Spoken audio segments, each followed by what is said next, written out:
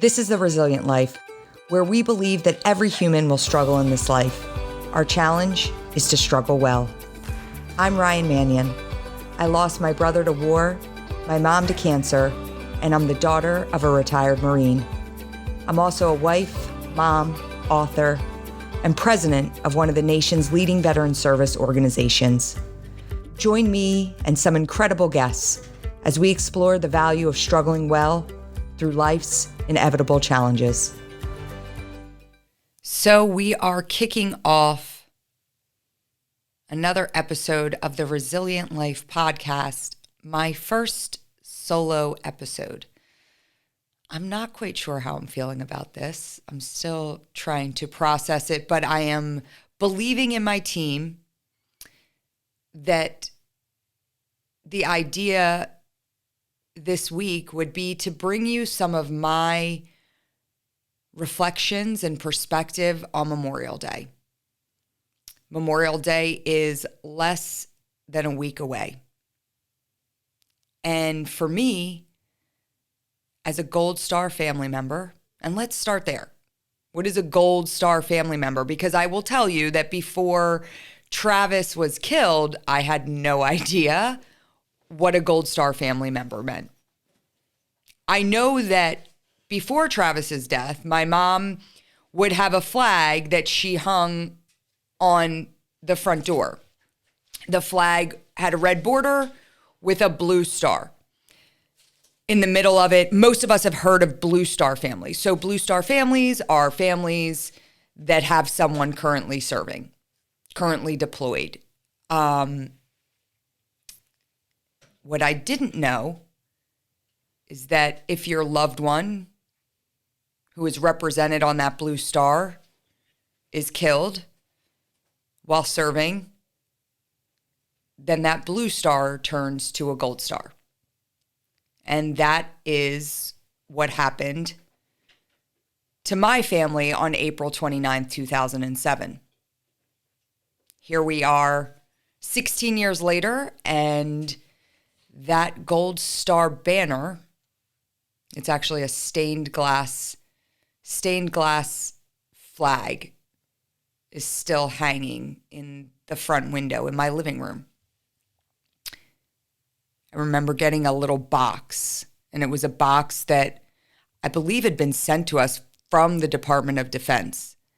And it was a pin, a small little lapel pin, purple background, gold star in the middle, very small, very discreet. I wore that pin for a long time. When I was going to anything formal, people would ask me what it meant. I proudly would tell them that I was a Gold Star sister.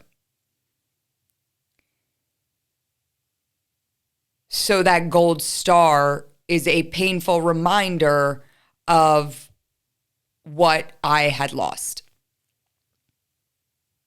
And I remember the first Memorial Day after Travis's death. We were in Avalon, New Jersey, my second home. It's a place where I've spent almost all of my summers. And I remember the town saying they wanted to have a Memorial Day presentation, ceremony, and honor us. And that weekend, which for so many years had been a weekend where I would spend time with my family and my friends and jump in the ocean if it wasn't too cold. And when I got older, hit the bars for the first time down at the Jersey Shore. That weekend was vastly different.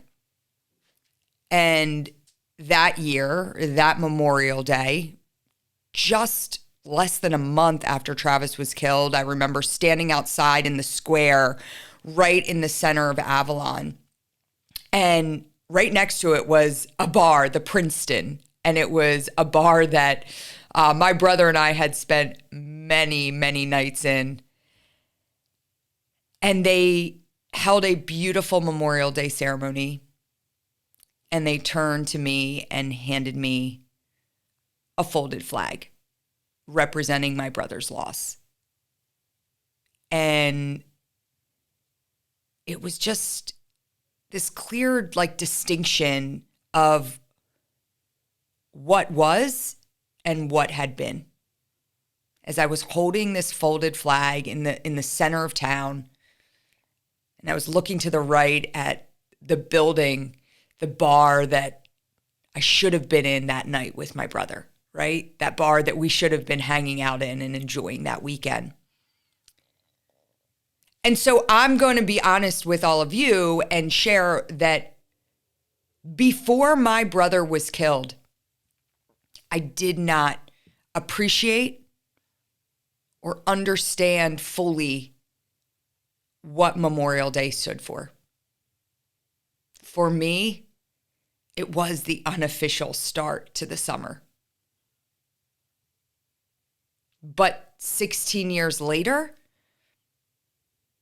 I want to do my job, play my part, play my role, to do everything I can to not let there be another Ryan Manion walking around in 2006 before her brother is killed in Iraq, painfully unaware of what Memorial Day is.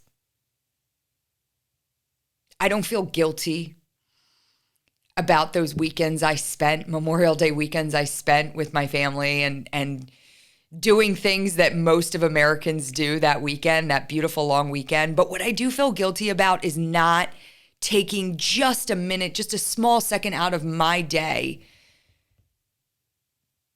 to find appreciation for those that had given us that weekend.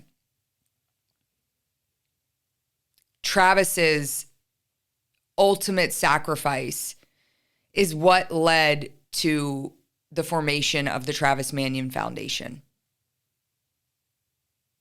And for us as a family,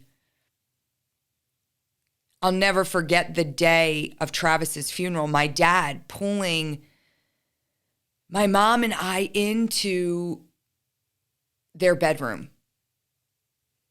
And he said, I don't know what happens from here on out. I don't know how we move forward, but I know that whatever we do, we make sure that we live lives worthy of Travis's sacrifice. I didn't know what that meant at the time, but I do know we all put our hands in together and said, yes, we're in. And so from that birthed the Travis Manion Foundation, not only a testament to his legacy, but the legacy of all of the men and women that have given their lives in service to this country. And while we do so much at TMF, the backdrop is always living lives worthy of the sacrifices of the men and women that didn't make it back. I've made it a conscious effort to make sure that my children understand what Memorial Day means. And there are conflicting views, I would say, from this Gold Star community. We don't all share the exact same sentiments. We're not all one person.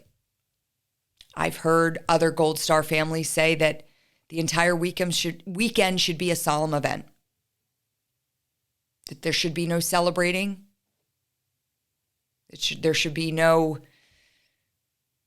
gathering and hanging out and barbecues, and it should be solemn.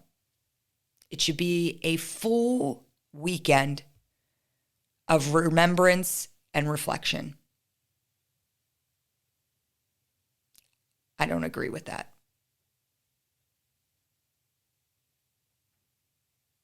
I believe that we have an obligation as a society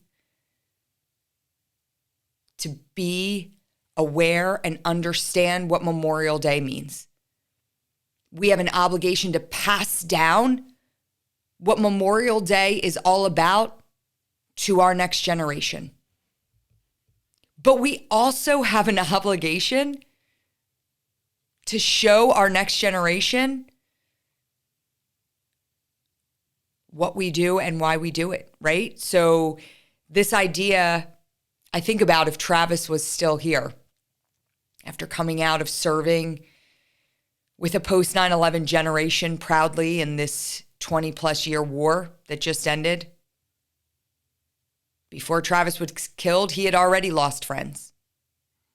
So what would Memorial Day look like to him? For me, I think Travis would still be in Avalon with us. We'd still be going to the Princeton on Saturday night. But I also think Travis and I would have had conversations about the greatness of the men and women who have gone before us and what those sacrifices meant. I've said it for many years now that the littlest thing you can do, the smallest thing you can do as you enter into Memorial Day is to learn one story. Learn one story of one fallen service member and pass it around. So when you're sitting there at your barbecue, at your get together, share that story. And I've had people say, well, how do you find the story? Go online. Google fallen service members, and then you can put in any conflict. I like to go on and say fallen service members from the Vietnam War, fallen service members from World War II, fallen service members from World War I, fallen service members from the Korean War, and lastly, fallen service members from Iraq and Afghanistan. I promise you, the stories are endless and they're very easy to identify. So that's the least you can do. A few years ago, during the height of COVID, one of the things we did at the Travis Manion Foundation was to help play a part in getting to visit the grave sites of service members on Memorial Day weekend. This year, we have 13 or 14 cemeteries across the country and hundreds of volunteers that will come out. At Arlington National Cemetery, we have over 300 volunteers already registered. Over the course of Memorial Day weekend, we'll have volunteers visit over 10,000 grave sites of service members. I love this concept because it is a tangible way for us to go out and do something. To take 1 hour out of our day to bring our kids to stand in front of a tombstone, to read that name. How easy is it for us to forget? How easy is it for us to not fully comprehend? And I'm talking as someone who grew up in a military household, someone who had a father who was a colonel in the Marine Corps, and I still didn't get it. So I'm not placing any blame on anyone for being blissfully unaware of what Memorial Day means. But I think that I also have a profound obligation to do everything I can to educate at this point. And I hope that if you are listening, you take that challenge on yourself as well. There's one weekend out of the year, one day out of the year, that is for those men and women who gave their lives in service to this country. My brother took his last breath in Iraq. He would never get to see another day on U.S. soil, hanging out at the Princeton with his sister, drinking a beer Memorial Day weekend. My brother's story is not unique. There's thousands of other brothers that never had the chance to see their sister again.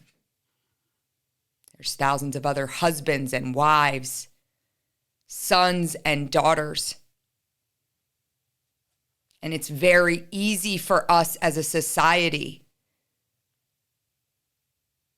to forget that, to overlook that, to not pay attention to that, and to be blind to that. I feel some sort of way, I guess, about not fully grasping what it means to live in a free society. I will never take that for granted again. With less than 1% of our country that serves, less than 1% of an all-volunteer force of men and women who raise their right hand in defense of our freedoms. They join for many different reasons. Of course, not all the same, but they all go in knowing one thing, that by raising their right hand, that by taking that oath,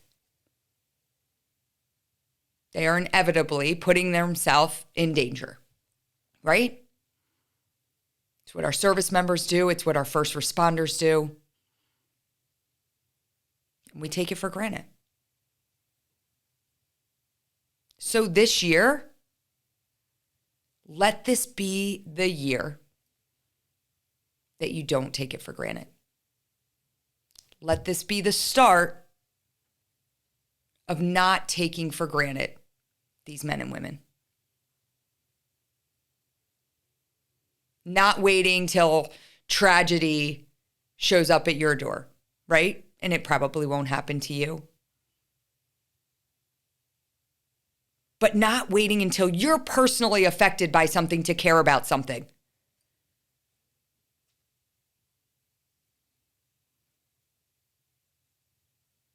One day out of the year, for us to remember that men and women have given their lives for us. Find a story, share a story.